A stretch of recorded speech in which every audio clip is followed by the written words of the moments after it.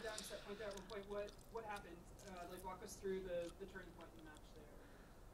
Oh, I didn't even realize I was down set point. I mean, there wasn't really a turning point in that match. It was a tough second set, and it was more. I know what type of player she is. She can hit a really big ball, and Pat said something similar that happened in her first match she played. I didn't watch it, but she kind of played similar. She started slow in the first set and then came out wailing, and so I was definitely expecting it. I've seen her play at the U.S. Open, and she had a great run there, and then so it wasn't like too much of a turning point of the match. It was more staying even. It was high level tennis, so I'm happy with how both her and I played in that second set, and just stayed tough and pulled it out. How are you enjoying the conditions out here then?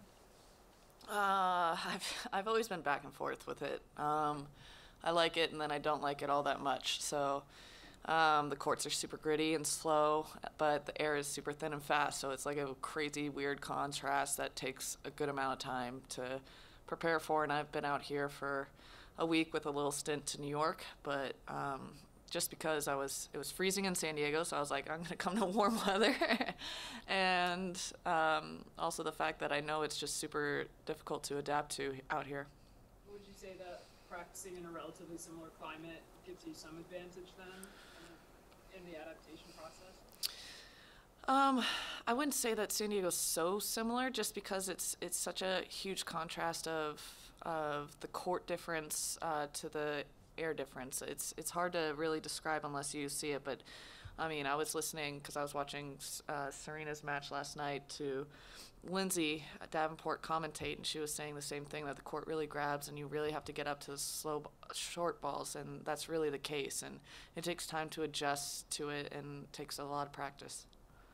Would you say that generally in tennis, aside from climate, where you all are traveling all the time, practicing all over the place, is there such a thing as a home court advantage the way that you talk about in like basketball or other sports? Definitely. I feel like it is. I definitely have been able to relish in the home court advantage in Fed Cup and be able to harness it in the way I would like it to. It definitely overwhelmed me when I was playing in the States, and especially here in New York, where I wanted to do so well because I have friends and family that come out, and it's very few times that they're able to see me live in person. So it's getting used to it and getting more comfortable with it, and hopefully I get better and better as I keep playing. This is a draw that has so many people coming back but working their way back into form. How do you feel about that, and just your chances this year as being an opportunity? Well, I definitely think there's an opportunity for me to do well here, and that's definitely one of my goals for this year, is to do well here and in Miami as well. Pat and I have talked about that a whole bunch. But, I mean, I can't really speak on the other players. It's great to see, just because I was spending time with Serena with Fed Cup and then also at Madison Square Garden, to see great champions come back and play. And that's really exciting for the tennis community as well as the tennis fans. You're one of the more known to be enthusiastic Fed Cup players. Would you welcome changes like are being proposed to Davis Cup in Fed Cup, or are you happy with the structure the way it is now? Well, actually, the Fed Cup is changing next year to the single site. I hate it, personally. I think it's a terrible idea. I think Fed Cup needs that home court advantage. I think that takes away from the aspect of Fed Cup and Davis Cup being home and away ties, and I think that change is terrible. What other changes are going on at Davis Cup? I think they're changing it to 2 out of 3. I'm not sure. I think that's okay. I'm not a male player, so I don't know what it's like to play 3 out of 5. But for the women, the fact that they're changing it to a neutral site, I think is terrible. And I think they're also playing it in 1 week, which I also think is terrible, especially at the end of the year. We're all dying anyway, so it's so stupid, so stupid. And working with Pat, what is working about that relationship and the chemistry that you have? Oh, it's a good chemistry. I think it's Pat's definitely. At the start, it was, I was listening to such a legendary player and icon in the tennis world and kind of getting used to his expectations. But I think as we've evolved more as a player coach, relationship. He's definitely been more of like a father figure relationship to me. And I think that has worked well with the respect factor between each other.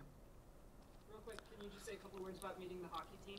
Oh, that was so sick. Yeah, so we were actually all lined up, and Daniela was standing next to me, and she's like, "Who? Those are Olympians, right?" I was like, yeah, I think it's the hockey team, because we were kind of far away. You can't really see.